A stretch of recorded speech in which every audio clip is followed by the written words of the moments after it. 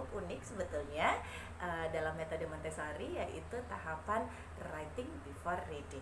Nah, writing yang dimaksud dengan writing di sini adalah tahapan ketika anak mulai mengeksplorasi alat tulis, yaitu ketika anak-anak mulai mencoret-coret, membuat guratan-guratan sederhana. Nah, tahapan itu sebetulnya sudah bisa kita anggap sebagai tahapan menulis. Sementara tahapan membaca yaitu ketika anak sudah dapat bukan hanya sekedar membunyikan huruf, tapi juga memahami maknanya. Nah, tentu saja dari definisi di atas, tahapan writing atau menulis itu menjadi tahapan yang lebih dulu dibandingkan tahapan membaca. Nah, apa sih pentingnya kontribusi writing dalam membaca? Proses menulis dalam membaca, yaitu salah satunya adalah ketika anak menggunakan huruf raba atau sandpaper letter. Jadi waktu anak tracing atau menulis mengikuti alur bentuk huruf, misalnya A gitu ya di huruf raba, itu sebenarnya dia sedang menulis dan dia sebetulnya sedang menyimpan gambaran mental tentang bentuk huruf A, sehingga ketika nanti dia bertemu dengan huruf A, dia akan tahu bahwa oh itu tuh huruf A yang bentuknya seperti itu gitu. Jadi itu nanti akan membantu dia untuk lebih mudah mengenali huruf karena sudah tidak asing, karena ada muscle memory yang bekerja yang membuat dia segera dapat menyadari bahwa itu huruf A dan bunyinya A gitu. Jadi itu salah satu manfaat dari tahap membaca, yaitu konsep writing before reading. Semoga bermanfaat ya. Untuk lebih lengkapnya dapat dibaca di buku kedua saya yang berjudul Keajaiban Membaca Tanpa Mengeja. Terima kasih. Oke. Tapi misalnya anggapan orang, metode Montessori ini cocoknya hanya untuk kalangan tertentu. Nah, gimana nih tanggapannya? Oke. Memang jadinya begitu ya. Padahal sebenarnya saya sedih sih kalau ada anggapan semacam itu. Karena sebenarnya ini bisa banget diterapkan untuk semua kalangan. Jadi saya juga beberapa kali bikin workshop untuk guru-guru PAUD, PAUD kecil gitu. Terus gimana ya caranya supaya filosofi Montessori yang bagus ini bisa diterapkan di sekolah-sekolah, meskipun mungkin alat-alatnya nggak lengkap gitu ya, kita punya keterbatasan gitu. Jadi kalau ada yang bilang, oke, gini, memang di Montessori itu alat-alatnya itu memang sudah diukur, ditakar, dirancang sedemikian rupa. Begitu kerennya sih menurut saya, dahsyat sekali Dr. Maria Montessori itu ya. Tapi nggak bisa juga kalau kita bilang bahwa oh kalau nggak ada alat kita tuh nggak bisa belajar, anak-anak nggak bisa belajar gitu. Menurut saya sebagai orang tua, sebagai guru, kayaknya kita nggak bisa berpikir kayak gitu. Jadi tetap kok bisa, paling enggak seperti yang tadi disampaikan Mbak Dia, bahwa mindset orang tua dan gurunya dulu dia yang dibetulin gitu. Bahwa anak-anak ini mereka tuh bukan orang dewasa yang dikerdilkan, tapi mereka tuh punya keinginan, punya perasaan, punya ide-ide yang harus kita hormati gitu. Oh gitu. Iya. Bagian yang menurut Mbak Vidya adalah bagian terpenting dari buku ini yang bagian mana nih? Yang terpenting adalah kenapa saya memilih judul Keajaiban Membaca Tanpa Mengeja ya. Karena memang ternyata pengajaran membaca ini tuh bisa seajaib itu, Mas. Jadi tuh anak-anak itu memang bisa, tanda kutip ya, tiba-tiba bisa baca gitu. Jadi tuh ternyata nggak perlu kita tuh marah-marah ke anak, teriak-teriak, menghukum anak. Tadi udah disebut sama Mbak Dias ya, bahwa bonding orang tua dan anak itu tuh gara-gara nggak bisa baca, gara-gara ngajarin baca orang tua gemes gitu. itu bisa lepas loh, bisa renggang cuma gara-gara ini. Dan itu tuh ternyata semua nggak perlu. Iya. Gitu. Terus kayak anak-anak di TK-TK, kita nggak bisa tutup mata ya. Di TK-TK itu anak-anak dipaksa harus duduk, stres, ngerjain worksheet.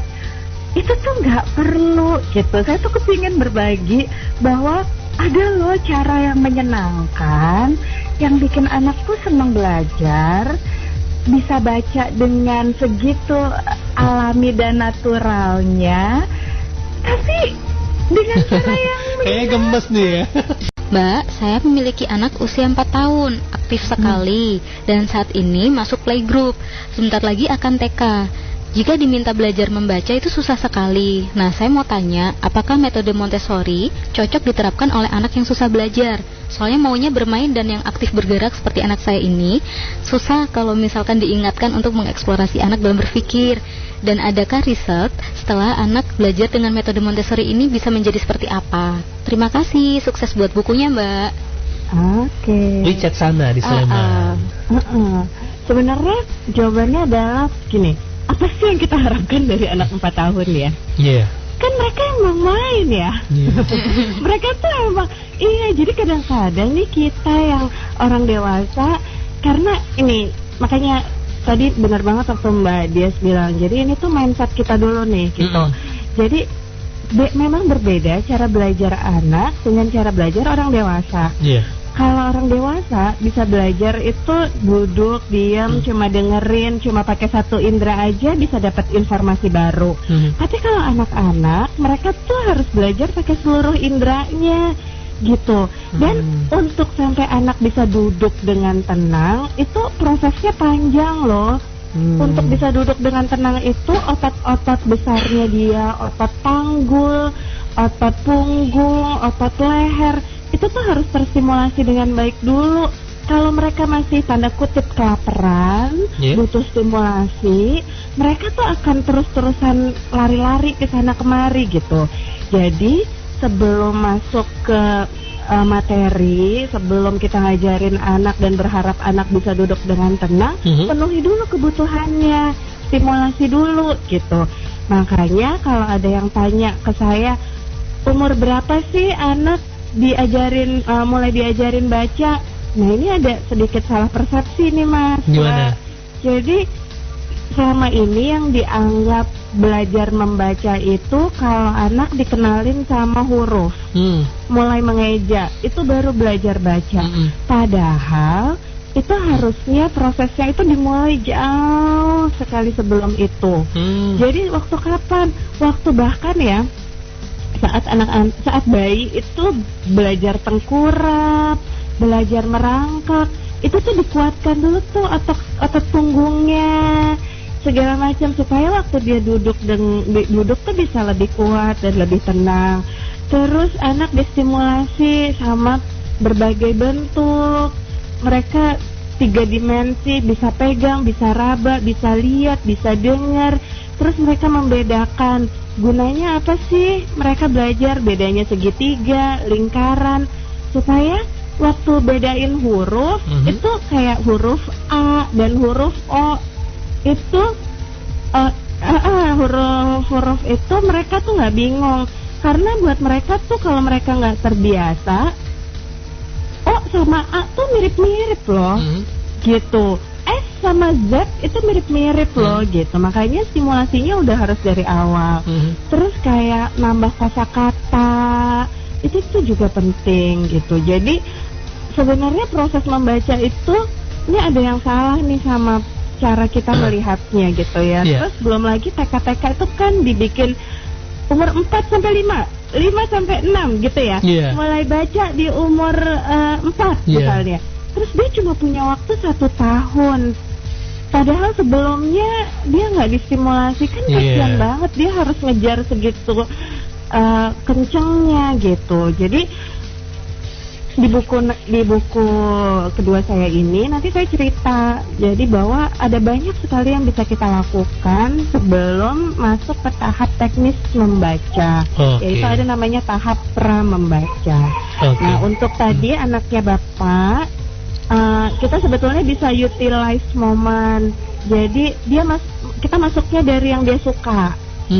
Gitu. Sukanya apa sih? Misalnya sukanya mobil-mobilan.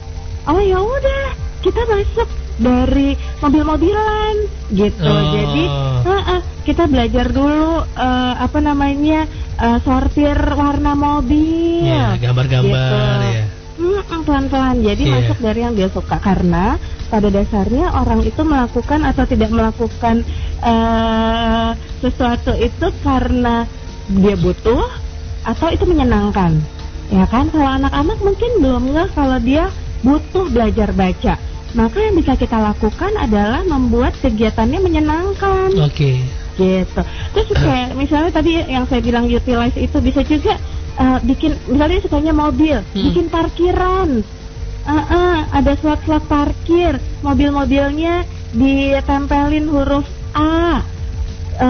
Yang A masukin ke parkiran yang A, yang B masukin ke yang B gitu. Jadi banyak banget sebenarnya yang bisa kita lakukan. Cuma seringkali kita tuh stuck sama satu cara gitu. Udah, pokoknya sodorin worksheet, sodorin lembar kerja, harusnya mereka bisa dong gitu. Kita nggak boleh kayak gitu. Jadi kalau anak menolak, kita yang harus puter otak, cari cara lagi yang aku bisa lakukan gitu. Metode Montessori ini sebaiknya diaplikasikan sampai maksimal anak usia berapa? Lalu, apa alasan Mbak Vidya membuat buku tentang Montessori ini? Terima kasih. Oke. Sampai umur berapa? Gini ya, filosofi Montessori itu sebenarnya menurut saya lebih ke filosofi ya. Bagaimana kita melihat anak. Jadi, di luar negeri bahkan sampai SMA gitu ya. Tapi menurut saya kita sebetulnya bisa menerapkan itu di segala usia, karena ada prinsip-prinsip yang tetap bisa kita pakai, seperti respect the child, jadi menghargai anak, nggak menganggap anak itu kertas putih yang kosong gitu. Itu tuh sebetulnya selalu bisa kita pakai. Terus kenapa mau bikin buku ini? Karena tadi sih yang sebenarnya sebelumnya saya udah sampaikan, saya resah sekali karena selalu topik baca, tulis, dan hitung sebetulnya itu tuh jadi hot topic gitu. Jadi orang tua, guru tuh semua sakit kepala gitu. Gimana ya caranya gitu, dan berpotensi tadi merusak bonding antar anak. Kan sayang banget ya kalau bonding sama anak tuh renggang cuma gara-gara itu. Dan satu lagi, kalau perjalanan proses belajar membacanya tidak menyenangkan, itu berpotensi anaknya tuh tumbuh nggak senang belajar loh. Oh, dampaknya gitu. Iya, karena setiap kali dia mau belajar, dia yang keinget proses yang tidak menyenangkan. Iya, sama kayak makan obat ya. Iya, kan pahit ya. Iya, dia dipaksa. Kebutuhannya belum dipenuhi, tapi dia udah dimarah-marahin gitu. Jadi nantinya ini kontradiktif gitu, karena semua orang tua dan guru pasti kepingin anaknya senang belajar, pintar gitu ya. Tenang. Tapi caranya salah gitu. Jadi caranya malah bikin anak nggak senang. Gitu. Mbak mau tanya, contoh kegiatan atau aktivitas anak yang dilakukan dengan metode Montessori ini seperti apa ya Mbak? Dan dibandingkan dengan metode pendidikan konvensional, perbedaan utamanya ada di mana? Metode ini cocok digunakan untuk anak usia berapa ya Mbak? Kalau ini udah dijawab sih yang terakhir. Antara ini perbandingan nih, kecocokan antara dengan Montessori dan konvensional. Perbandingannya adalah sebenarnya rasanya itu jadi kalau konvensional itu biasanya hanya mengandalkan satu indera. Misalnya anak-anak disodorin worksheet gitu ya, disuruh tulis berulang-ulang A gitu, ditunjuk ini A gitu. Jadi itu cuma satu indera. Padahal anak itu, cara belajar anak itu pakai seluruh inderanya.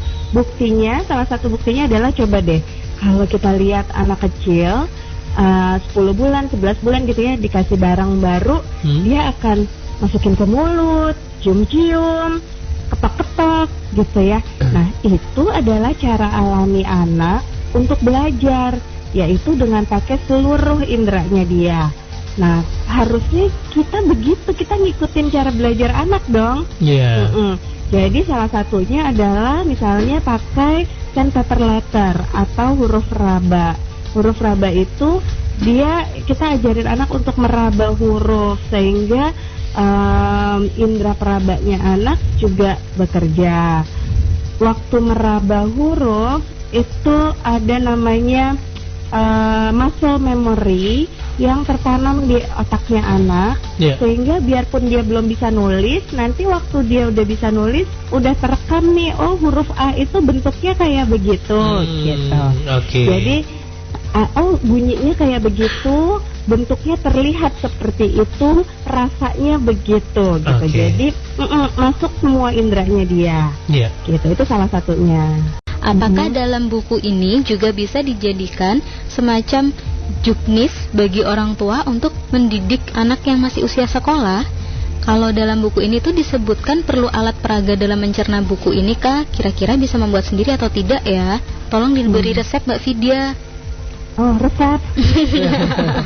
Oke, ada sih di situ nanti tuh. Jadi sebelumnya tuh di awal-awal saya akan bahas latar belakang, terus masalah-masalah kita yang ada sekarang, terus apa yang sebetulnya perlu kita lakukan, terus tahap pra membacanya, plus juga nanti tahap teknis membacanya itu dari mulai mengenalkan anak huruf sampai anak tuh bisa membaca kalimat, bahkan membaca buklet kalimat sendiri. Jadi terus barang-barangnya sebetulnya sebaiknya sih ikut pelatihannya ya, supaya lihat langsung barang-barangnya. Sebetulnya bisa semuanya dibuat sendiri. Di buku ini saya juga mencantumkan beberapa alternatif kegiatan yang Montessori inspired. Jadi bukan kegiatan Montessori, tapi terinspirasi dari filosofi Montessori. Nah, itu juga bisa dilakukan di rumah atau di sekolah juga oleh guru-guru. Gitu. Oke. Ada beberapa pertanyaan terkait pengajaran membaca untuk anak usia dini yang sering saya terima. Salah satunya adalah kapan waktu yang tepat untuk mengajarkan anak membaca. Nah, untuk menjawab pertanyaan ini sebetulnya yang perlu kita pahami terlebih dulu adalah bahwa pengajaran membaca itu dimulai jauh sebelum kita mengenalkan huruf-huruf atau bunyi huruf kepada anak.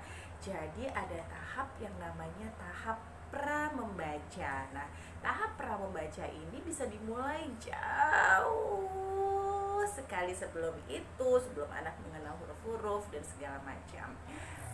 Tahap pra membaca ini ada banyak sekali. Salah satunya adalah membacakan cerita untuk anak. Nah, untuk selengkapnya penjelasan detail dan rinci mengenai tahap pra membaca juga langkah-langkah tahap teknis membaca dapat teman-teman simak di buku terbaru saya, Keajaiban Membaca Tanpa Mengeja.